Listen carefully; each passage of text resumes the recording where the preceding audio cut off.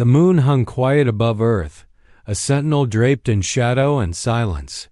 From the surface of lunar base Tycho, the blue planet below shimmered against the black. It looked untouched, almost innocent, a lie painted in atmosphere. Beneath it, clouds lay power, patience, and policy, all wrapped in one singular principle, the Quiet Doctrine. No declarations, no alliances, no interference. Earth watched the galaxy burn from a distance and never once blinked. Inside the command chamber of Tycho, the air buzzed with low-grade static from overlapping channels. Fluorescent lights cast sterile lines across the floor, cutting through the dark like scalpel blades.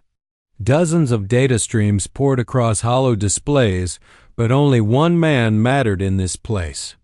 Commander Elias Brand stood at the center, hands behind his back, spine like steel, eyes locked on the movement of distant objects far beyond the reach of instinct.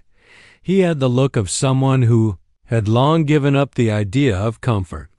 Hair clipped short, skin pale from lunar cycles. His uniform was ironed, pressed, every seam sharp. He didn't drink. He didn't joke. He didn't trust anything with a political title. The last time he'd taken orders from a senator, 15,000 had died on Europa. Now, he listened only to data and the hum of the machines that served it. Tycho's silence broke with a single ping barely audible. But in this place, it screamed. A monitoring relay out past the Kuiper belt had picked up a distortion faint at first, then persistent. It wasn't moving like a comet. It wasn't broadcasting like a vessel. It was just ... there. Elias shifted his attention, fingers already dancing across the cold glass interface. A file opened, raw telemetry feeding across columns, unregistered mass. No recognized propulsion signature. Estimated size, 600 kilometers in length, slow rotation. No thermal trail. It had no name, so the machines gave it one. Object Vanta 13. Send a probe, Brand said. No hesitation. No committee, just execution. A Raven-class reconnaissance drone launched from the Neptune outpost within the hour. It was fast, silent, built for stealth and remote relay. Brand watched its progress through a narrow feed, his pulse steady, his face unreadable. 7 minutes passed. Then the drone sent a partial image, a blurred structure of black angles and impossible geometry. There were no heat maps, no energy pulses. Just shadows. Then the feed fractured. Static. Scrambled code. Silence. The drone was gone. Elias didn't blink. He just stood there, gaze frozen, jaw locked tight. The techs around him whispered theories, scanned for radiation spikes, double-checked for signal. Bounce-backs. He ignored them. His eyes stayed locked on the feed screen like he was waiting for something to crawl back through the static and stare back at him. This doesn't belong to them, he said quietly, more to himself than to anyone else. It doesn't belong to anyone. The other officers in the chamber finally noticed the weight in his voice. He didn't sound alarmed. He sounded like a man watching a sealed door crack open and wondering how long he had before the air left. The room. Back on Earth, the Global Council would delay. They always did. Committees didn't move fast unless it was toward funding. But up here, on the cold edge of civilization, Brand felt something shift. A silence deeper than policy. A presence that did not arrive to be negotiated with. Earth had chosen silence over war. It had watched entire systems collapse, empires burn, civilizations vanish in plasma and politics. All under the Quiet Doctrine, no allegiances, no enemies, but silence. Left too long was not peace. It was invitation. And now something had RSVP'd. The council chamber was shaped like an amphitheater, layers of polished marble and glass stacked in descending tiers, each seat lined with sensors, not cushions. No need for comfort when power did the talking. A synthetic sun poured down from above, trying too hard to replicate warmth. But it was all hollow. The air here didn't breathe. It calculated at the center. A circle of advisors murmured, each wearing the same placid face they'd worn for decades. Their suits were smart. Fabric, pulsing faintly with internal AI cues. Their voices were even. Their concern was not real. Because Earth hadn't bled yet, Commander Elias Brand stood alone in the center of the chamber, his lunar boots still dusted with gray. He looked like he'd been dug out of stone. Tired, rigid, barely tolerating the bureaucracy coiled around him. His voice, when it came, was clipped, direct, and cold enough to kill whatever complacency still lingered. "We've made first contact," he said. A hush. The kind that didn't come from fear, but calculation. He saw it in their eyes. What does this mean for us? For trade? For risk? He tapped the holoscreen, and it came alive. A replay of the last seconds of the Raven probe, the last transmission. Before the signal vanished into static, the image froze on the final frame. Something massive, angular, and wrong. A structure without symmetry. Geometry that felt intentional but hostile. "You think it's one of the Dominion?" Someone asked Counselor Rhee, representative of the South Asian bloc. She spoke carefully, as if afraid even her questions might provoke galactic attention. "No." Brand's voice didn't waver. "It's not galactic tech. No drive signature. No exhaust. No decay radiation. This didn't come from the war." "And yet it arrived," muttered Counselor Mora from the European Alliance. "Right on schedule." Brand turned his head, slow. "Schedule?" Mora flinched slightly. Then she composed herself. "We've tracked anomalous pulses across deep space for months. Weak, almost unnoticeable, but evenly timed. 17 of them. We thought they were background decay, maybe artifacts from ancient supernova." Brand stepped forward. "You didn't think to mention it to defense?" "You weren't in the loop." Her voice lost its poise. "We didn't think it mattered." Silence fell again. Not fear this time. Guilt and realization. Dr. Sera Wren watched from the upper gallery. She was never supposed to be here. Not in the sacred hall of planetary policy, but her credentials in xenocommunication had earned her a backseat after the probe was lost. Her fingers clenched around the tablet on her lap. She had seen the signal fragments. She had decrypted 2 glyphs already, and what she found didn't match anything in the galactic lexicon. These weren't languages, they were commands. After the council adjourned, she intercepted Brand in the corridor. The man walked like he was still in 0G, too efficient, too fluid, like he didn't want to waste time on gravity. "You need to see this," she said without introduction, holding out her pad. He glanced at it. Lines of broken symbols shimmered on the screen, interspersed with something simpler, human alphanumeric characters buried in the noise. Brand frowned.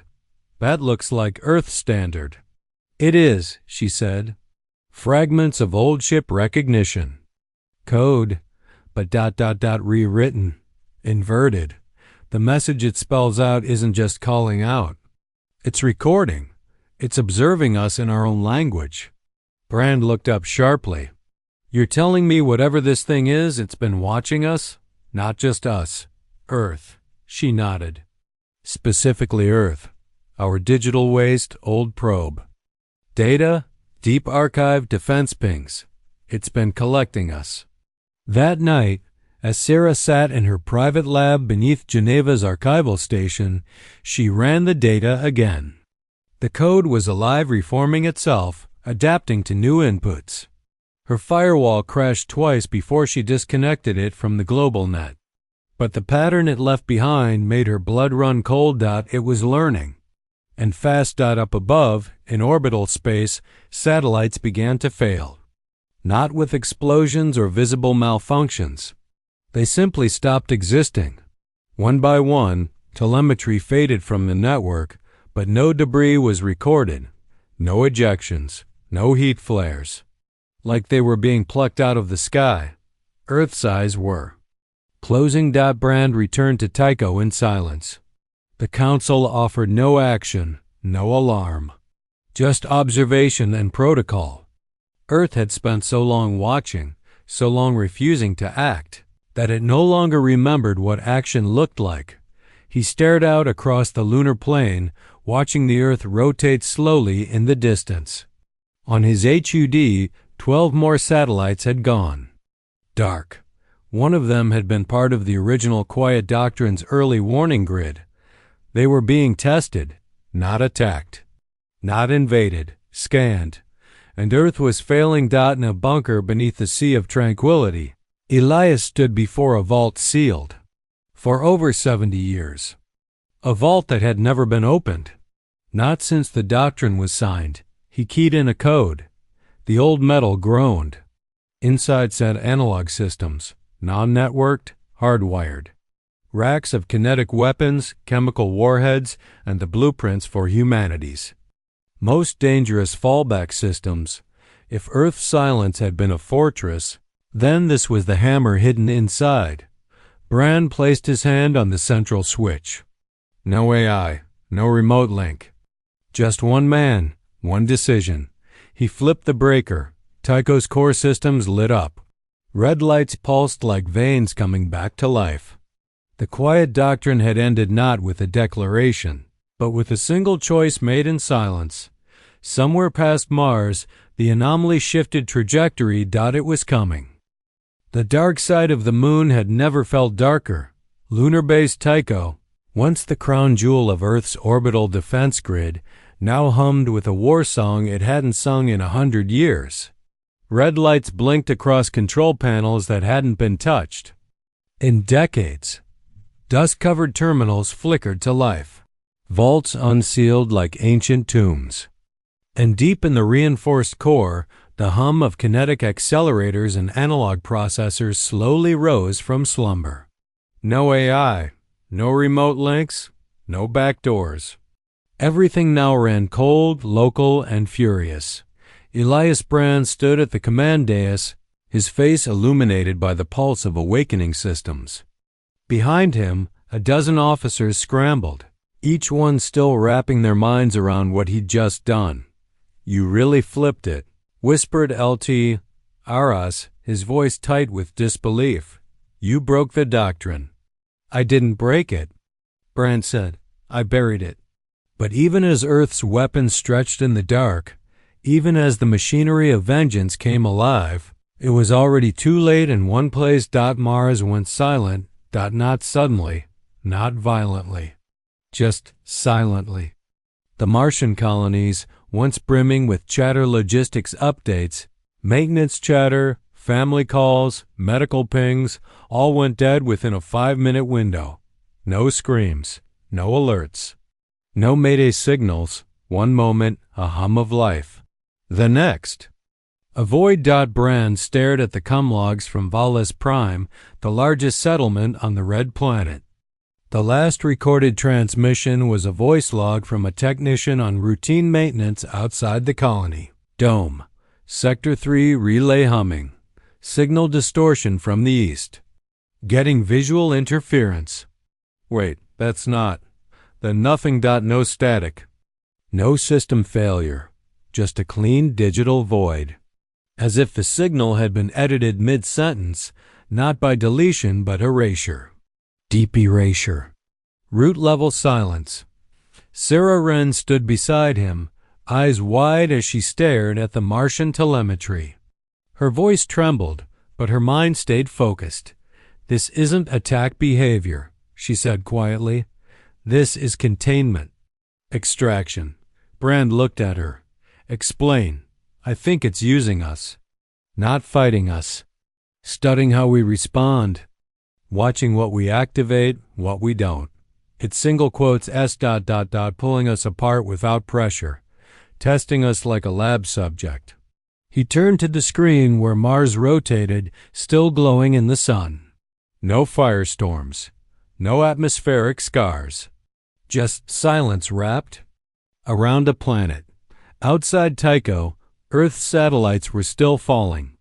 No debris, no flashes. Just gone. That night, Earth's atmosphere shifted. The construct object Vanta 13 moved not with the crude pulse of drives or ion trails.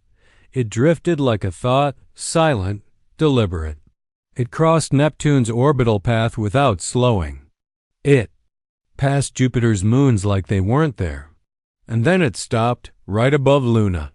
The construct didn't speak. It didn't hail. It didn't fire, but Tycho's external scanners registered a fluctuation, a new mass now in orbit. Something small, something delivered. A drone shaped like a tetrahedron.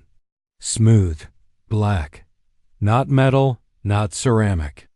Something else. It hovered 10 kilometers above the moon's surface, unmoving, unpowered, untethered to gravity. And then it began to fall slowly, not from physics, but intention. Brand ordered intercept teams, but the drone avoided all kinetic locks. Every missile misfired. Every laser missed its mark by fractions. Even manual turrets, calculated with analog scopes, twitched off-axis at the moment of fire. They couldn't hit it. The drone landed softly in Sector 9. No crater. No impact dust. Just silence. And then it opened. No explosion. No flash. Just a slow petal-like unfurling, like a flower blossoming in slow motion. Inside, a cylinder of translucent matter, glowing with faint orange light. Sera was the first to reach it in her exosuit. The chamber around it was oddly warm, the vacuum bent in ways her instruments couldn't explain. She approached slowly, breath fogging her helmet's visor. Her gloved fingers brushed the cylinder's surface. The light inside shifted, resolving into shape, a face human. But not. It spoke one word in a voice that bypassed her helmet's filters and echoed straight into her mind. Awaken. Then the light vanished. The drone collapsed into dust. And across Luna's surface, every sensor lit up. The anomaly wasn't orbiting anymore. It was descending. Brand ran to the primary command deck just as the alert screamed. Trajectory breach. One officer shouted, "It's entering the atmosphere. Target?" Brand barked. The officer turned, pale. Earth. The screens filled with heat signatures. Not plasma. Not weapons. Just ... presence. 1, then 2, then 20. Objects dropping from high orbit into Earth's upper atmosphere. Each one silent, non-ballistic, no propulsion. What the hell are they? Brand asked. Sera answered without looking up. They're anchors. The first anchor hit the Indian Ocean. No explosion, no tsunami, just impact and then silence. The second landed in the Siberian wilderness. Same result. But where they landed, things stopped working. Communications dropped. Power grids fluctuated. Digital devices froze. And in a radius of 50 kilometers, everything with a microprocessor simply died. Earth's weapons went dark. Military. Satellites blinked out. Civilian aircraft lost control mid-flight. Hospitals shut down. Cities dimmed like candles in wind. A new pattern formed on the global map. 7 anchors, 7 impact points, all forming a perfect ring around the equator, and then something rose from them. Signal. Not sound. Not light. Feeling. Terror. Millions felt it. A sense of being watched, judged, not by something evil, but by something so far above, it didn't even recognize Earth as a threat, just a sample. And in that moment, the Quiet Doctrine shattered completely. Earth was not neutral anymore. Earth was chosen, but not for invasion, for dissection, and the first scalpel had already landed. Night never truly fell over Earth after the anchors landed, not in the way it used to. not with stars and clouds and quiet. Instead, the sky shimmered with a false glow, soft pulses rippling across the upper atmosphere like oil on water. The anchors had altered the ionosphere, storm patterns reversed, communications fractured into loops. Machines whispered to each other in pulses no human language could match.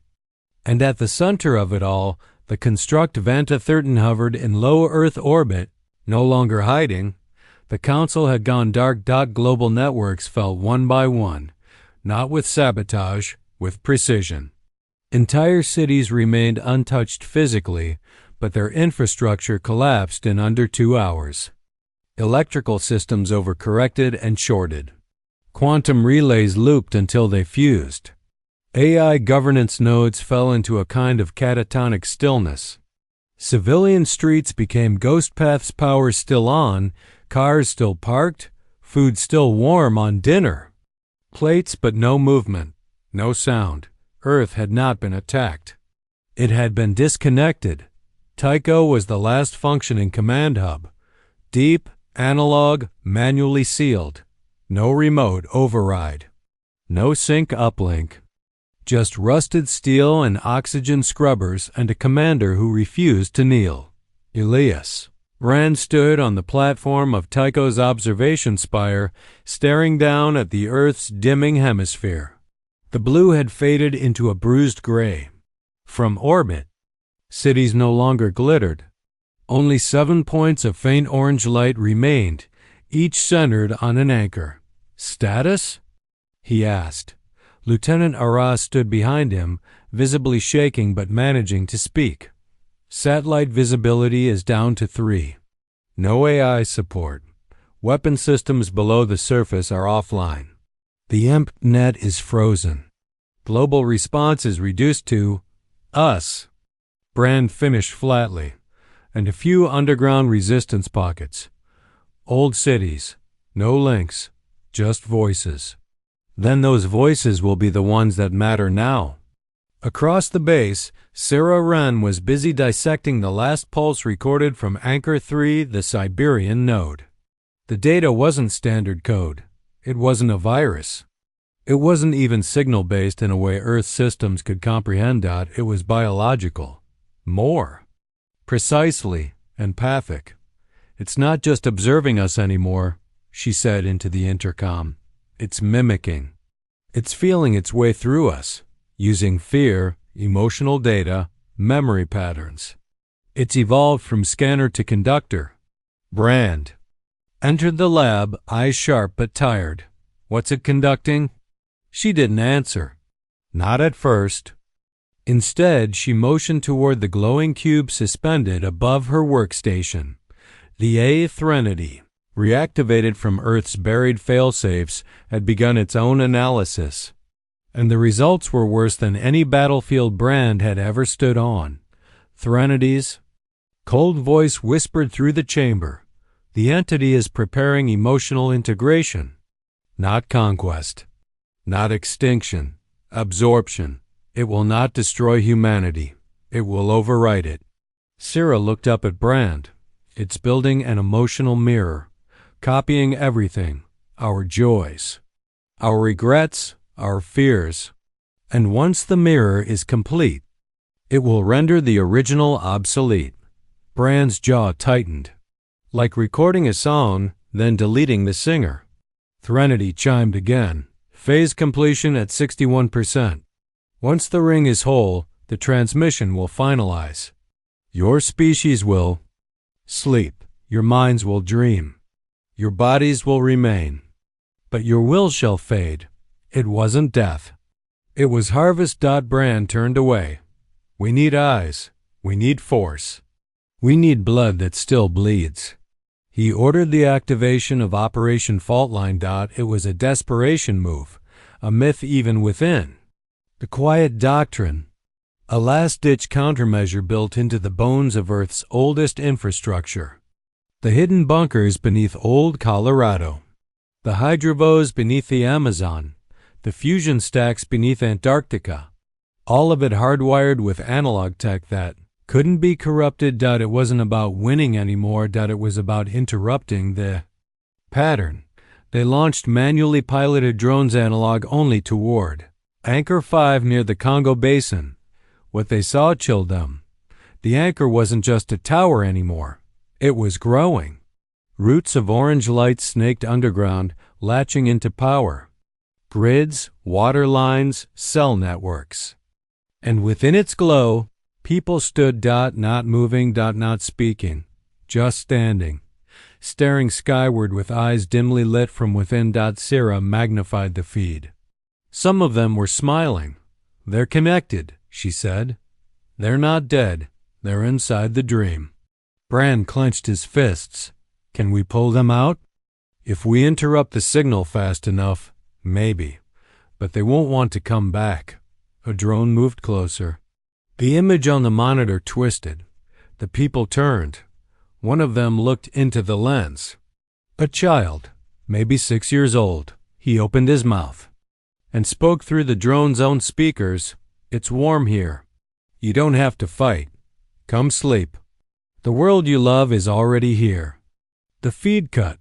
Brand stared at the blank screen, face hardening like stone. We've passed diplomacy, he said. Prep the nuclear counterstrike protocol. We're taking Anchor 5 offline. But, Sera started. Brand cut her off. If we let this spread, the next generation won't be human. They'll be echoes. The countdown began. 3 minutes to launch. In that span of time, another message arrived. Not through radio. Not through screen. But inside every human mind still awake. A voice. Warm, clean, without edge. You've suffered enough. Rest now. You've done your part. We will carry you. Sera gasped. Blood trickled from her nose. She looked around the lab. Half her assistants had gone still. Blank-eyed. Brand stumbled, gripping a rail to keep upright. Across the globe, resistance bunkers received no transmissions. Soldiers dropped mid-step. Technicians froze at their terminals. Children fell. Asleep mid-play. The launch aborted. No override. The command codes were gone, stolen from their own minds. Only Tycho remained. Its isolation now the only thing keeping them human. And above them, Vanta 13 blinked for the first time. Not lights. Not sensors. A single red eye. Watching, awake. The surface of the moon rippled with false dawn. Not from the sun, but from Earth itself. From Tycho's upper decks, Earth no longer looked like a cradle of life. It looked like a memory caught in pause. The equator ring now glowed a dull orange, encasing the planet in a soft but unyielding pulse. Cities no longer sparkled. Oceans no longer reflected light. The ionosphere had thickened into a low-orbit fog, crawling with invisible frequencies. No weather, no storms, no noise, just the pulse. Inside Tycho's control center, the silence was broken by breathing. Heavy, real, human breathing. Commander Elias Brand sat hunched over the emergency relay console, sweat lining his brow despite the base's constant 17-degree temperature. He was surrounded by the last scraps of uninfected command personnel technicians. Soldiers, engineers, all strung tight and fraying fast. His eyes never left the screen. 3 red circles blinked slowly. Phase completion markers. 1 at 76%. 1 at 79%. 1 Anchor 5 in the Congo Basin now at 92%. If that one hits 100, Brand murmured, it'll trigger the cascade. They'd lost the first 4 anchors before they even realized what they were. The remaining 3, 5, 6, and 7 were the final pieces. Once complete, the mirror would be whole, and the entire psychological grid would collapse inward. No bombs. No soldiers. Just surrender. Commander. Sera Wren's voice cut through the thick air. Sharper now, but no less weary. Threnody scans confirm what I feared. The anchors aren't transmitting to the construct. They are the construct. Local nodes. They're not waiting for orders. They're building themselves. Brand turned to her, jaw tense. You're telling me it's autonomous now? She nodded. Slowly. They don't need the thing in orbit anymore. Earth's already been hollowed out. What's left up there is just a lighthouse. The infection's down here now. He stared at the floor for a moment, silent. Then he stood. Prep the Reapers. Everyone in the room froze. Sera's breath caught. That's a death squad protocol. It's a recovery protocol, Brand snapped. We send in analog-only strike units to destroy the anchor cores manually. Kinetic rounds, steel casings, zero AI guidance. We dig them out like tumors and drop nukes in the wound. You'll kill thousands, she said. Maybe millions if the collapse destabilizes nearby populations. He didn't blink. Better than 7 billion dreaming forever. They launched within the hour. Each strike pod housed 5 soldiers, human only, no implants, no neural links. Old-world combat suits reinforced with graphite and lead mesh. Weapons stripped of all smart targeting. Just iron, carbon, grit. The first Reaper team dropped over Anchor 5, descending through a corridor carved open by an analog rail launcher still buried beneath Greenland. As the pod hit the atmosphere, it shook like the gods were trying to rip it apart. Signals screamed across its hull, alien frequencies, pushing, probing, seducing. One of the squad, Corporal Jenna Vale, collapsed mid-flight, murmuring, "It's so warm." I saw my daughter. She smiled at me. Captain Derek Vance slammed a tranquilizer into her neck and kept firing stabilizers. They landed hot, dirt and heat erupting as the pod hit ground near the basin's edge. It didn't look like a battlefield. It looked like heaven. The jungle had been reshaped. Trees glowed faintly. Vines hummed. Flowers twisted to face the sky in unison. At the center stood the anchor, taller now, a black spire covered in slowly undulating script. Around it, hundreds of people knelt, motionless, plugged into the soil by light strands that pulsed with every heartbeat. Vance gave the order. Engage? The squad moved forward. Sera watched from Tycho's feed room, breath shallow. What she saw didn't compute. The closer the Reapers got, the slower they moved. Not physically, but neurologically. Their EEGs flattened. Their emotions faded. One began laughing. Another wept. Then, one by one, they dropped. All except Captain Vance. He stood 30 meters from the core, shaking, blood running from his nose. His camera feed showed the spire blinking now, pulsing in sync with his heartbeat. Then the core opened. It wasn't mechanical. It wasn't alien. It was biological. A ha-ha-hef. Pod unfolded from its center like a heart, pulsing with something semi-transparent. Inside, a form, human in outline, undefined in detail, glowing orange. And when it raised its face, it was Vance's own. Then it spoke. His own voice echoed back through the feed. You are obsolete.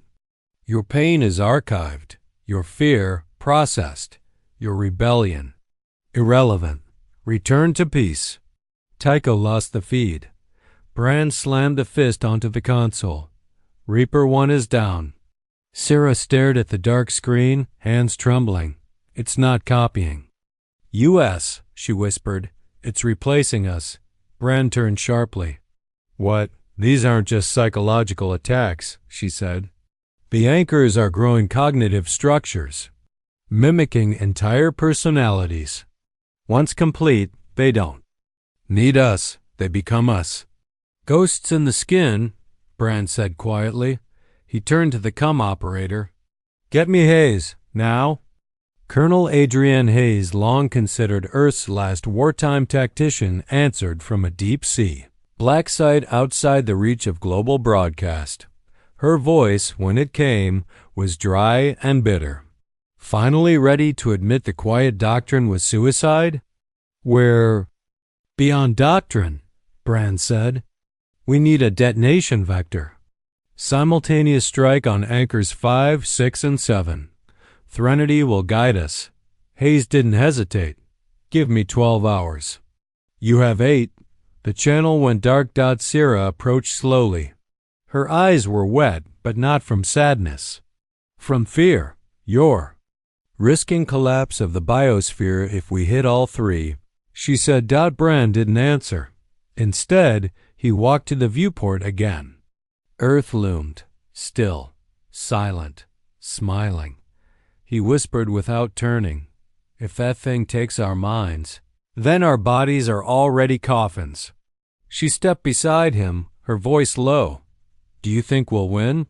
"No," he said. "Then why fight?" He turned finally. His eyes were red, wild, alive. "Because even if we fall, I want that thing to remember the last thought it ever stole from me wasn't surrender. It was rage." The oceans boiled in silence. No tsunamis, no tremors. Just a slow, rising temperature in the deep layers of Earth's crust. A planetary fever, invisible to the naked eye, yet felt by every seismic sensor left functional. Anchor 6 had begun phase. Transition. Buried beneath the Atlantic rift, it didn't rise like a tower.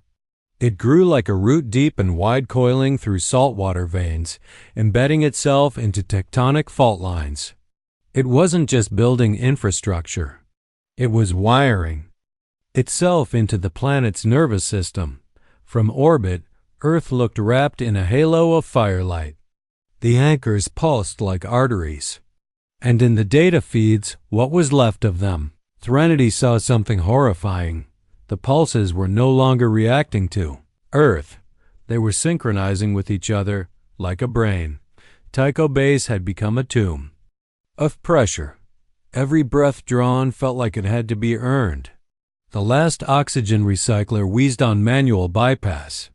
The crew had gone from command staff to survivors. Engineers slept in shifts. Soldiers kept rifles closed even in the halls. But it wasn't weapons they feared. It was silence, the kind that crept into their heads at night. Whispering. Brand had moved his command post into the cold room, a deep, insulated chamber with no AI access, no external ports, no speakers, no chance for infection. Only hardwired analog data and a metal table ringed by 7 portable jammers humming in low sync. Sera stood beside him, her face pale, her hands covered in faint bruises. She hadn't slept in 32 hours. Her last neural check showed early-stage auditory hallucinations. She didn't report it. Brand already knew. "Anchor 6 is nearly complete," she said. He stared at the feed, blurry, distant, but still functioning thanks to Threnity's analog patch. The core of Anchor 6 had started emitting low-frequency pulses into the crust. The magnetic field surrounding Earth had begun to bend. Not collapse, bend. As if being persuaded.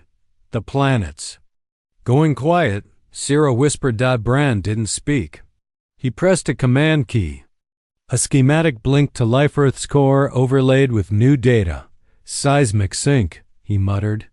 "They're trying to collapse consciousness into geography." Sera nodded. "If they can sync emotion to frequency, they can literally embed memory into rock, water, plant life. We won't need to think anymore. We'll just be. Like fossils with smiles. Hayes came through on the emergency line. "We're prepped," she said. 3 deep-bore nukes loaded, 1 per anchor. Delivery teams are analog. Detonation goes manual. No return flights. Brand exhaled. "Goddamn," Hayes said. "They all volunteered." He closed his eyes. "Launch in 40 minutes. But the enemy moved faster. Tycho's gravitational stabilizers failed at 3:12 UTC. At first, it was mistaken for a lunar tremor, an old fault line shifting. But the quake didn't spread from within the moon. It came from above. Construct-VANTA-13-descended. Not with thrusters, not with propulsion. It just lowered like a thought becoming physical. Its underside opened.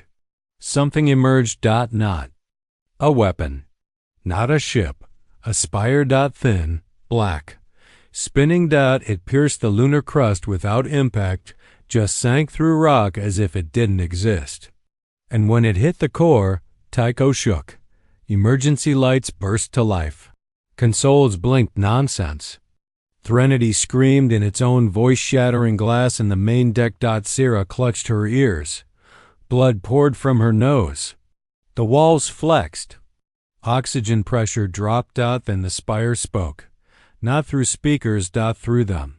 A unified voice in every head at once. You were a dream we borrowed. A trial in form and flame. We offer you the kindness of erasure. Then it began replicating. Across the moon's surface, microspires burst like nails through skin. Each one transmitted. Into minds. Into memory. The base cracked at the seams. 3 technicians convulsed. A pilot laughed until his teeth cracked. One engineer jumped into the oxygen scrubber, whispering, I see my mother. She's singing. Brand activated the fallback. A 2-kiloton-shaped charge beneath Tycho's primary strut, never meant for war. Meant for obliteration. Everyone. To evac tubes. He roared. Sera dragged 2 crewmen toward the escape hatches. Others stumbled after, blood in their ears, light in their eyes. Brand was the last to leave the core. He paused just long enough to look up at the monitor showing Earth, still beautiful. Still blue, but dimming. He pressed the switch. Tycho exploded in silence. The shockwave took out the spire, the base, and every satellite within 100 kilometers. Lunar rock boiled. The construct above flinched, its form momentarily bent like a mirage disturbed. And in that moment, the detonation teams hit. 3 anchors. 3 drills. The nukes descended into the heart of each growth. Anchor 5 Congo. Anchor 6 Atlantic. Anchor 7 Northern Pacific. One by one. The feeds cut. The earth groaned. And then it screamed. Not in fire. Not in quake. In memory. Every connected. Human, every dreamer, every passive, every sleeper awoke at once. Screaming. Billions. Civilians collapsed in streets. Hospitals flooded with seizures. Children clawed their heads open trying to remove images that didn't belong to them. Because now they remembered. Everything. The dreams. The simulations, the voices, and the things they almost became. Tycho was gone. Haze went dark. The nukes detonated. Anchor 5 obliterated its region, cleared 50 kilometers of jungle. Anchor 6 caused a micro-tsunami. Anchor 7 fractured a tectonic plate. The cost was beyond calculation. But the signal stopped. VANTA-13 remained. Hovering. Silent again. Damaged, but not destroyed. And then it blinked. Once. A ripple crossed the atmosphere. One last pulse. Sera sat alone. In the debris of the escape pod. Brand beside her, unconscious, breathing shallow. The stars above flickered. Then the sky went quiet again. Earth had screamed. Now it was breathing. Barely. But breathing. And Vanta-13, wounded, drifted back into the void. Not in retreat. But in recalculation. The sky did not celebrate. There were no parades, no songs, no unified cheers across Earth's fractured continents. Just the hum of broken systems slowly coming back online and the quiet horror of billions, remembering what they almost became. 3 anchors had fallen. The last 3. The detonation teams were dead. Haze was gone. Tycho was vaporized. And the construct Vanta-13 had withdrawn beyond Earth's orbital shadow, its shape fractured, its glow dimmed, its signal finally silent. But no one on Earth believed it was over. Sera Wren sat beside Commander Elias Brand in a field hospital outside Geneva, a temporary base where military and civilians alike were treated under gaslight and analog monitors. Brand's pulse was steady now, but he hadn't opened his eyes in 3 days.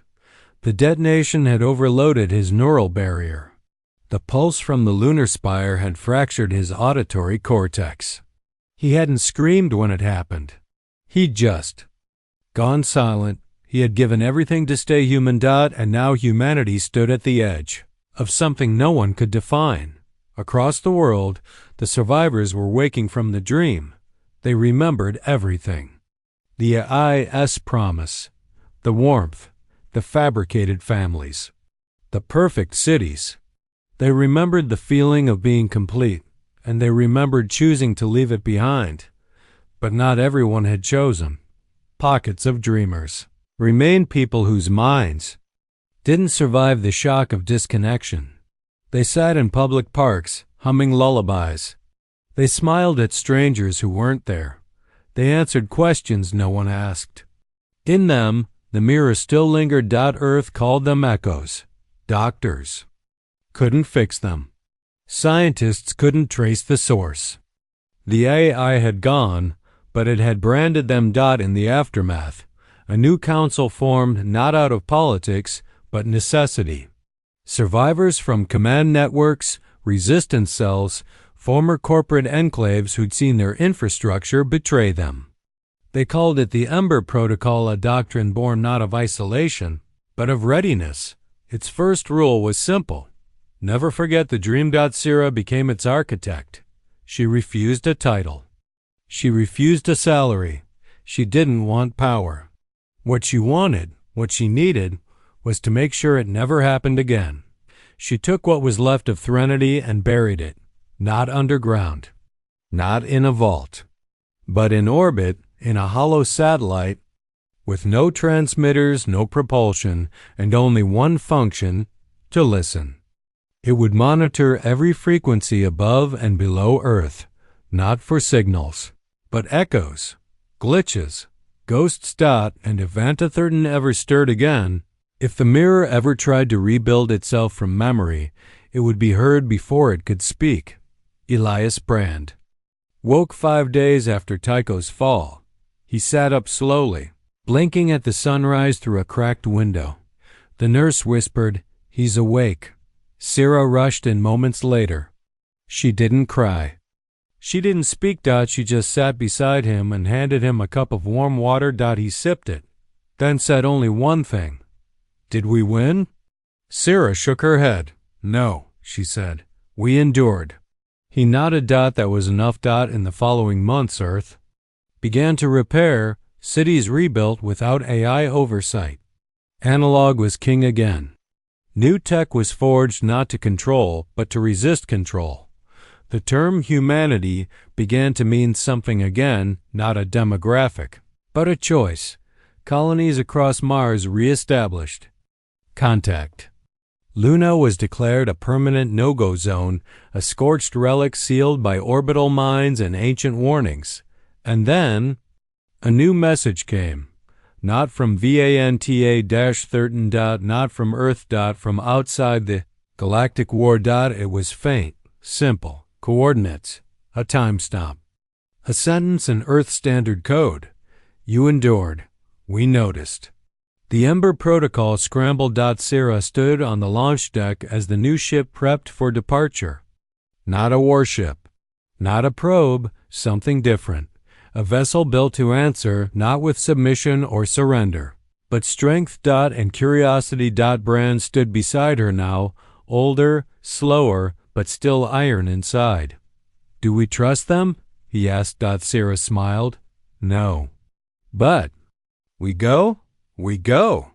The stars above waited. Not dark. Not dead. Just full of questions. And this time, Earth would answer not with silence, but with fire.